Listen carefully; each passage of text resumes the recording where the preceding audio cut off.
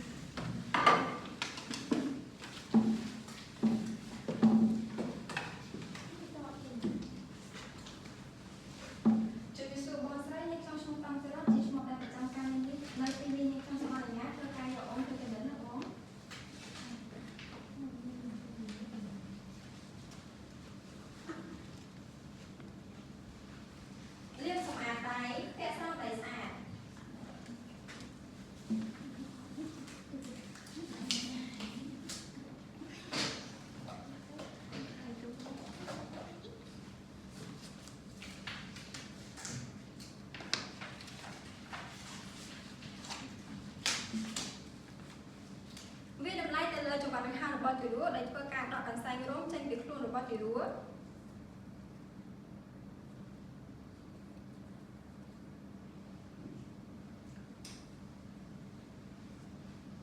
ដោះសម្លៀកបំពាក់ទារកចេញ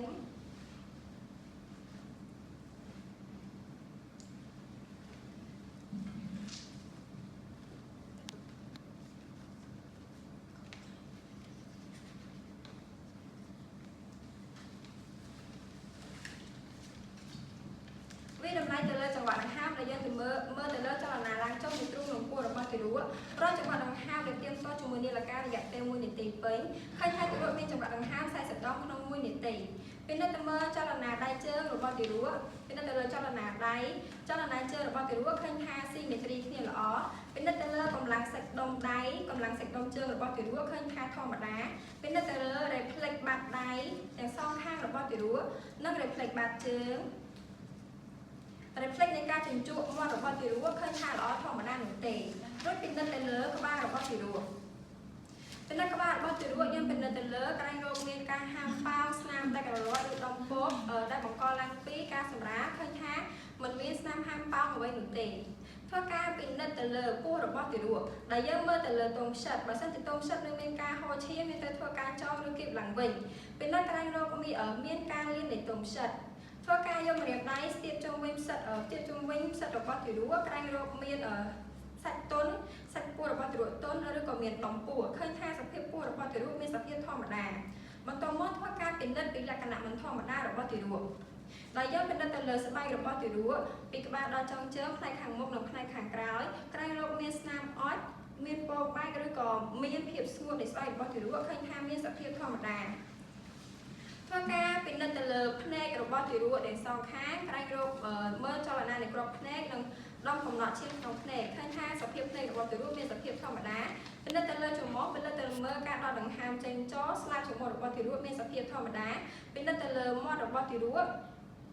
ពិនិត្យទៅលើមាត់របស់ទារកក្រែងរោគមានឆែកមាត់ឆែកក្រអូបមាត់ឬមានជាប់ហ្វ្រាំងកណ្ដាលឃើញថាមាត់របស់ទារកមានសភាពធម្មតាពិនិត្យទៅលើត្រចៀករបស់ទារកឃើញថាត្រចៀកទាំងសងខាងមានរន្ធដូចគ្នាពិនិត្យទៅលើខ្សែកន្ទុយបន្ទាត់នៃខ្សែកន្ទុយភ្នែករបស់ទារកទៅនឹងត្រចៀកឃើញថាខ្សែបន្ទាត់ស្ថិតនៅត្រចៀកស្ថិតនៅលើខ្សែបន្ទាត់នៃកន្ទុយភ្នែករបស់ទារកបើសិនបើជាត្រចៀកស្ថិតនៅក្រោមខ្សែបន្ទាត់នៃកន្ទុយភ្នែករបស់ទារកបញ្ជាក់ថាទារកអាចនឹងមានបញ្ហាតម្រងនោមបន្តមកធ្វើការពិនិត្យទៅលើទ្រូងរបស់ទារកផ្នែកខាងមុខនិងផ្នែកសងខាងចន្លោះឆ្អឹងជំនីក្រែងរោគមានការផើថតបើសិនជាមានការផើថតនៅពេលដកដង្ហើមបញ្ជាក់ថាទារកមានបញ្ហាក្នុងការដកដង្ហើមប៉ុន្តែពេលនេះឃើញថាមានសភាពធម្មតានោះទេពិនិត្យទៅលើស្មារបស់ស្មានិងដៃរបស់ទារកក្រែងរោគមានការបាក់ឆ្អឹងឬភ្លាត់នៅពេលសម្រាលប៉ុន្តែពេលនេះឃើញថាទារកមានសភាពធម្មតានោះទេពិនិត្យទៅមើលខ្នងរបស់ទារកដែលយកម្រាមដៃអស់តាមបណ្ដោយឆ្អឹងខ្នងរបស់ទារកពីលើចុងក្រោមក្រែងរោគមានដុំពោកដុំទឹកដុំបែកឬដុំអ្វីមួយឬមានកញ្ចុងរោមណាមួយប៉ុន្តែពេលនេះឃើញថាសភាពខ្នងរបស់ទារកមានសភាពធម្មតាមិនមានដុំអ្វីណាមួយនោះឡើយបន្តមកយើងធ្វើការពិនិត្យទៅលើចង្កេះរបស់ទារកដោយយកកំពង់ជើងរបស់ទារកផ្អប់ជាមួយនឹងកំភ្លើដែលមានរាងដូចអង្គុយចោលហៅហើយធ្វើការបង្ វល់បន្តិចម្ដងបើសិនជាមានលឺសំឡេងក្រឹកបញ្ជាក់ថាទារកមានបញ្ហាចង្កេះប៉ុន្តែពេលនេះឃើញថាទារកមិនមានបញ្ហាចង្កេះនោះឡើយពិនិត្យទៅលើរន្ធគូរបស់ទារកពេលនេះឃើញថាទារកមានរន្ធគូធម្មតានោះទេពិនិត្យទៅលើប្រដាប់ភេទចំពោះកូនប្រុសយើងពិនិត្យទៅលើពងស្វាស់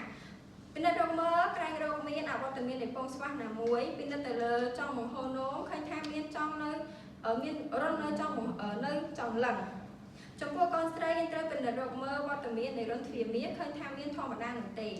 បន្តមកធ្វើការពិនិត្យទៅលើជើងរបស់ទារកជើងនិងប្រអប់ជើងធម្មតាមានប្រវែងស្មើគ្នាពេលនេះឃើញថាជើងរបស់ទារកទាំងសងខាងមានប្រវែងស្មើគ្នាពិនិត្យមើលការកែកនៃប្រអប់ជើងបើសិនជាប្រអប់ជើងរបស់ទារកកែកចូលក្នុងហើយមិនអាចបត់ចេញក្រៅបានបញ្ជាក់ថាទារកមានកែងជើងប៉ុន្តែពេលនេះឃើញថាទារកមិនមានកែងជើងនោះទេបន្តមកធ្វើការពិនិត្យទៅលើសភាពលឿងរបស់ទារកដែលយើងមើលទៅលើភ្នែកនិងប៉ុស្តិ៍សម្ព័ន្ធរបស់ទារកលឿងធម្មតាកើតឡើងនៅថ្ងៃទី2នៅថ្ងៃទី5ក្រោយសម្រាលលឿងមិនធម្មតាកើតនៅថ្ងៃទី1នៃជីវិតដំបូងរបស់ទារកនិងកើតនៅ5ថ្ងៃក្រោយសម្រាលប៉ុន្តែពេលនេះឃើញថាទារកមិនមានបញ្ហាកើតលឿងនោះទេបន្តមកធ្វើការពិនិត្យទៅលើសញ្ញានៃការបង្ករោគដោយយើងពិនិត្យទៅលើភ្នែករបស់ទារកបើសិនជាមានខ្ទុះមានក្រហមបញ្ជាក់ថាទារកមានការបង្ករោគប៉ុន្តែពេលនេះឃើញថាទារកមិនមានសញ្ញានៃការបង្ករោគនោះទេពិនិត្យទៅលើមាត់របស់ទារកក្រែងរោគមានពងបែកឬក៏មានការច្រាំងមាត់ប៉ុន្តែពេលនេះឃើញថាមិនមាននោះទេយើងពិនិត្យទៅលើផ្សិតរបស់ទារករោគមើលក្រែងរោគមានការឡើងក្រហមឬខ្ទុះឃើញថាទារកមិនមាននោះទេបន្តមកយើងធ្វើការពិនិត្យលើស្បែករបស់ទារកទាំងខាងមុខនិងខាងក្រោយរកមើលក្រែងមានស្នាមអុចឬពងបែកពេលនេះឃើញថាទារកមិនមានស្នាមអុចឬពងបែកណាមួយឡើយបន្តមកធ្វើការវាស់កម្ដៅជូនទារកដោយយកទាំង1ម៉ែត្ររលាស់ឲ្យបារតធ្លាក់មកនៅត្រឹម35អង្សាសេដាក់នៅឃ្លារបស់ទារកដែលដាក់ដៃទារកផ្អឹបទាំង1ម៉ែត្រដែលជាប់ទាញជាមួយនឹងនាឡិការយៈពេល5នាទី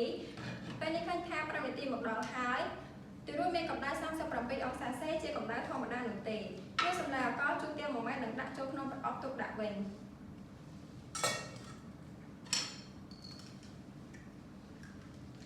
បន្តមកធ្វើការក្លឹងទម្ងន់និងវាស់ប្រវែងជូនទារកដោយយកក្រណាត់ស្អាតត្រាំនៅលើជញ្ជីងឡៃកម្រិតជញ្ជីងឲ្យនៅត្រឹមលេខ0ដោះកន្សែងចេញពីទារកឲ្យបានត្រឹមត្រូវ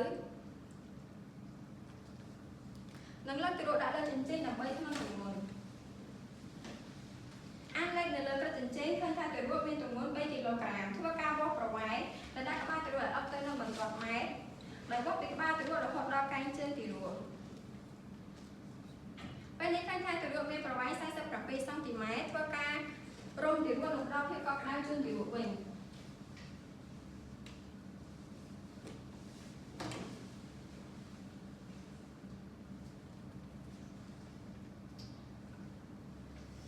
ពាក់សម្លៀកបំពាក់ជូនទារកវិញ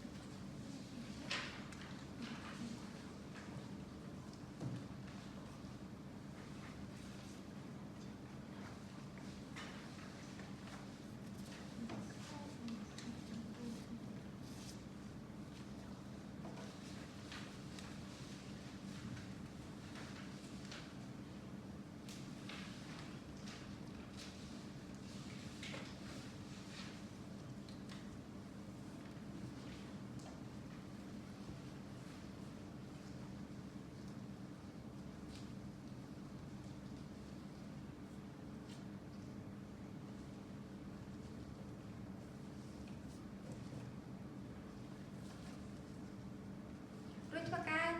ប្រកបទារកជូនម្ដាយវិញបងស្រីកូនបងស្រីខ្ញុំបានកំណត់ហើយអត់មានសញ្ញាមិនប្រកបដោយណាមួយឡើយអញ្ចឹងទៅផ្ទះវិញបងត្រូវមើលថែកូនមើលថែទៅលើភ្នែកនិងកុំចិត្តរបស់កូនឲ្យបានល្អណាបងហើយត្រូវឧស្សាហ៍យកកូនមកចាក់វ៉ាក់សាំងឲ្យបានទៀងទាត់បើសិនជាបងឃើញមានសញ្ញាគ្រោះថ្នាក់ណាមួយដូចជាកូនមិន បាត់ជើងតូចបាត់ជើងធំក្នុងអំឡុងពេល24ម៉ោងក្រោយសម្រាប់កូនមានក្អួតកូនមានអាការៈឆ្លងរោគដូចជាក្តៅខ្លួនដល់ដង្ហើមញាប់ឬក៏កូនមិនឡើងទម្ងន់អីបើសិនជាបងឃើញមានសញ្ញាទាំងអស់ហ្នឹងបងត្រូវញ៉ាំយកពោះមកជួបអ្នកគ្រូពេទ្យវិញណាបងចាហើយដល់នោះបងមានចំណងដែលចង់សួរគ្រូពេទ្យវិញអត់ទេណាធ្វើការរៀបចំសម្ភារៈទុកដាក់ឲ្យបានត្រឹមត្រូវ